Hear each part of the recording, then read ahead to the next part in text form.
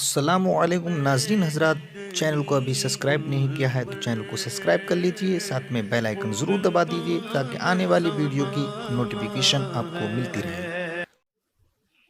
आदमी समझता है गुनाह कर रहा हूं और गुनाह पर कोई पकड़ नहीं हो रही, गुनाह पर कोई तकलीफ नहीं आ रही, गुनाह पर कोई मुसीबत नहीं आ रही, तो आदमी समझता है कि अब मुझे क्या है यार, अगर कोई परेशानी होती तो यही आ जाती। तो अल्लाह फरमाते हैं नहीं, एक दिन है जिसमें पूरा पूरा गुनाह का बदला दिया जाएगा, और जब वहां बदला दिया जाएगा तो दुनिया की कोई ताकत तुम्हें वहां छुड़ाने वाली नहीं। इसलिए सहाबा छोटे गुनाह से भी डरते थे और उससे भी बचने की कोशिश करते थे। अब एक और तसव्वुर कुरान ने इसी आयत में अता किया, और वो तसव्वुर क्या है? तो वो तसव्वुर ये है कि इंसान कामयाबी के अलग अलग ज़ाब्ते अपने एतबार से बना के रखा है। ये मेरे पास आ जाए तो मैं कामयाब, ये मेरे पास आ जाए तो मेरे कामयाब, शोहरत की इतनी बुलंदी पर पहुंच जाऊं तो कामयाब, मानने वालों की तादाद इतनी बढ़ जाए तो कामयाब, अम्वालो ज़र की फरावानी हो जाए तो कामयाब।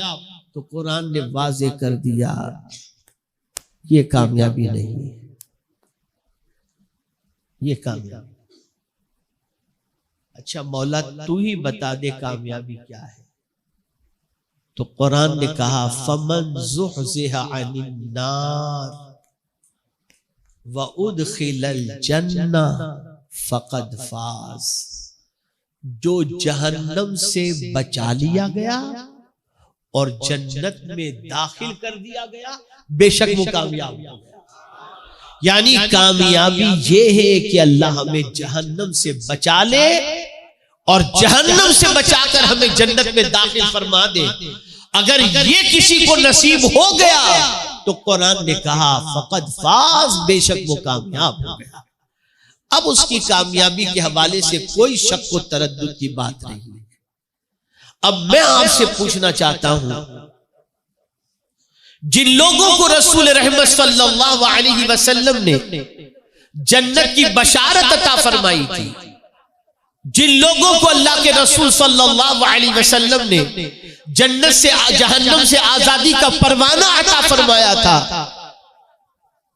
उनकी पोजीशन क्या थी? अतीक, आजाद के माने में किसको हुजूर ने फरमाया था? सिद्दीक अकबर को फरमाया था, यानी ये जहन्नम से आजाद है। जिनको जहन्नम से आजादी का परवाना मदीने के ताजदार सल्लल्लाहु अलैहि वसल्लम ने अता फरमाया, उनकी पोजीशन क्या थी? वो दरख्त पे बैठे हुए परिंदे को देखकर कहते, काश कि मैं कोई परिंदा होता कि मुझे काट कर ज़बा करके खा लिया जाता, ताकि कयामत में मुझे अल्लाह को हिसाब तो न देना पड़ता। ये वो कह रहे हैं जिनको जहन्नम से नजात का परवाना मदीने के ताजदार सल्लल्लाहु अलैहि वसल्लम ने अता फरमाया था। लेकिन आपसे पूछना चाहता हूं, हमारी जिंदगी जिस राह पर चल रही है उनमें से वो कौन सा रास्ता है जो जन्नत की तरफ ले जाने वाला हो? हमारी नौजवान नस्ल की सुबह होती है जहन्नम के रास्ते पर चलने से, और रात की तारीकी में आंखों से लेकर वजूद तक उन गुनाहों की तरफ बढ़ता चला जाता है जो जहन्नम में ले जाने वाला है। लेकिन उसके बावजूद हमारी कौम की आंखें नहीं खुलती। हमारी कौम इस हद तक मौत फरामोशी और आखिरत फरामोशी की शिकार हो गई है कि उन्हें ऐसा लगता है कि इस दुनिया में हम आए हैं तो अभी दुनिया की कोई ताकत हमें मौत की वादियों से नहीं गुजार सकती। याद रखो, मौत बरहक है। कहीं भी कोई रहे, महलों के अंदर रहे, तब भी मौत वहां पर आकर रहेगी। कुरान कहता है ऐनमा तकूनु युद्रिकुमुल मौत वलौ कुंतुम फी बुरूजिम मुशय्यदा। मजबूत किले के अंदर भी अगर तुम रहोगे ना तो मौत वहां भी आकर के तुम्हें पकड़ लेगी। हुजूर सल्लल्लाहु अलैहि वसल्लम से रब ने फरमाया कुल, कह दो, इन्नल मौत अल्लज़ी तफिर्रून मिन फ़इन्नहु मुलाक़िकुम। तुम मौत से भागते हो, मौत तो तुमसे मुलाकात करके रहेगी, बच नहीं सकते मौत से। तो अक्लमंद इंसान वो है जो मौत को याद करके आखिरत की तैयारी करे, जो मौत को याद करके आखिरत में काम आने वाले आमाल की तरफ मुतवज्जह हो जाए, जो मौत को याद करने के बाद अल्लाह अज़्ज़ा व जल और उसके रसूल सल्लल्लाहु अलैहि वसल्लम के फरामीन पर अमल पैरा हो जाए। मेरे प्यारे आका सल्लल्लाहु ताला अलैहि वसल्लम के प्यारे दीवानों, खुद हुजूर सल्लल्लाहु ताला अलैहि वसल्लम अपनी उम्मत की तालीम के लिए दुआ किया करते थे। क्या दुआ करते थे? अल्लाहुम्मा हव्विन अलैया सकरातिल मौत। ए अल्लाह, मौत की तकलीफ मुझ पर आसान फरमा। आपको मालूम है रूह कहां से निकलती है? इंसान के जिस्म से रूह के निकलने का आगाज कहां से होता है? सर से होता है, हाथ से होता है, पैर से होता है। रूह के निकलने का आगाज कहां से होता है? बोलिए, क्यों? आपने बकरीद के मौके पर देखा होगा, जानवर को जब ज़बह करते हैं ना तो जानवर पैर हिलाता है, पूरी ताकत से उठने की कोशिश करता है, भागने की कोशिश करता है। हमारे हाजी अलाउद्दीन साहब मौजूद हैं, हम लोग हज में साथ में थे। हमने एक ऑस्ट्रेलिया का बैल खरीदा था कुर्बानी के सिलसिले में। छुरी चलाने के बाद वो भागा, उसको पकड़ने के लिए दौड़ना पड़ा उसके पीछे।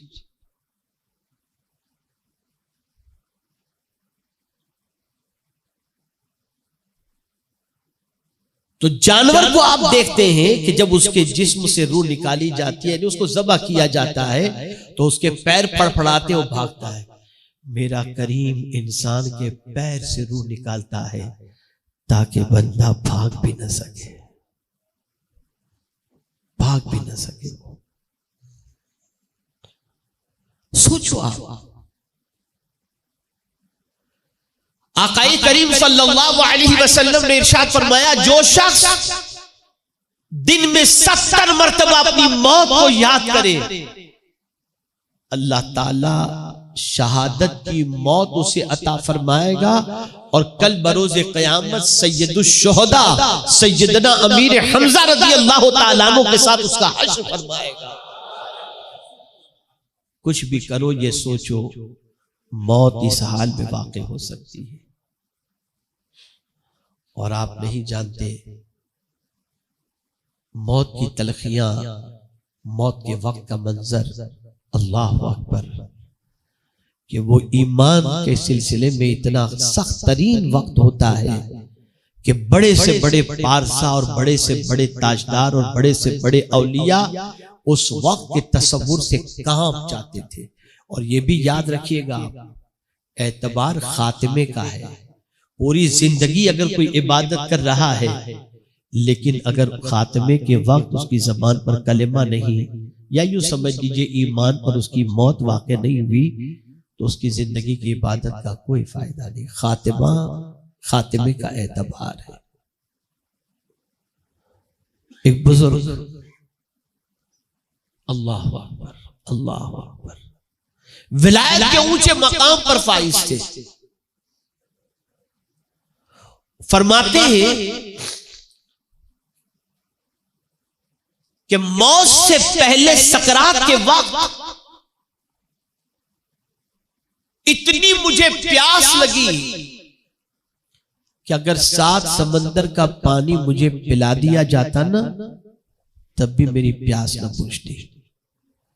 और मेरे पास कोई पानी पिलाने वाला न था और मैंने देखा कि शैतान अपने हाथों में पानी का गिलास लेकर के खड़ा है और कहता है कि एक बार मुझे खुदा कह दे, मैं तुझे पानी अता कर दूंगा। वो फरमाते मेरी आंखों से आंसू निकल गए और मैं परेशान हुआ कि या अल्लाह,